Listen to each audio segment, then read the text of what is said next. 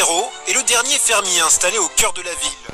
Un irréductible paysan qui compte dans ce petit coin du 9e arrondissement. Des blettes, combien vous en voulez?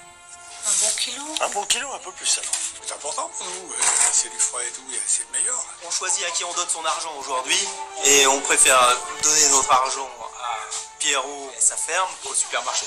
Surtout que c'est le dernier, après il n'y en a plus. C'est fini après. Et pour continuer d'exploiter ces 15 hectares de terre, Pierrot, aidé d'un employé et parfois de sa femme, ne compte pas ses heures. 7 jours sur 7, il sème, arrose, cultive et vend ses produits en s'adaptant comme il peut aux conditions météo du moment. Dans la mesure du possible, je ramasse le matin, à la fraîche si possible.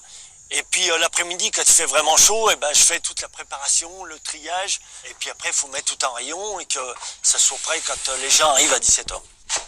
Cette année, il a fait chaud. On a chopé des orages tous les 8 jours. Il y en a eu beaucoup qui ont eu de la grêle. Moi j'ai échappé. On n'est pas à la merci encore d'un orage de grêle, parce que malheureusement ça m'est déjà arrivé. Et quand ça grêle, bien souvent on perd tout. Et même les records de chaleur de l'été, jusqu'à 37 degrés à Lyon, n'ont pas trop impacté Pierrot, dont la production reste de qualité.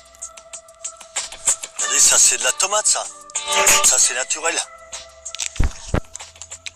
C'est comme ça que c'est les meilleurs, ils ont plus de goût, on n'a pas besoin de vinaigrette, ça c'est impeccable quoi.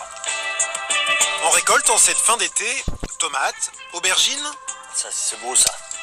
mais aussi des melons, cultivés selon un principe cher à Pierrot, l'agriculture raisonnée. J'essaie de faire au mieux, c'est sûr que voilà, il y a de l'herbe dans les légumes, mais au moins c'est naturel, des herbages à la main. C'est nettement mieux que le chimique. Moi, je mange mes légumes, donc je veux savoir ce que je mange et surtout, je veux faire plaisir à mes clients. La qualité, c'est le mot d'ordre ici. Et ça l'est depuis longtemps. Car chez les Perrault, on est agriculteur de père en fils depuis 4 générations. Même si le petit dernier a bien failli rompre la tradition vieille de 122 ans.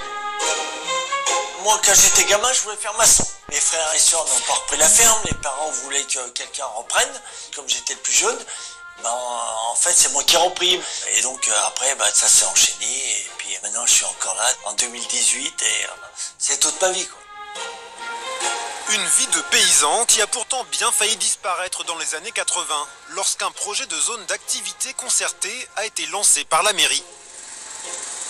À l'époque, on a failli être exproprié.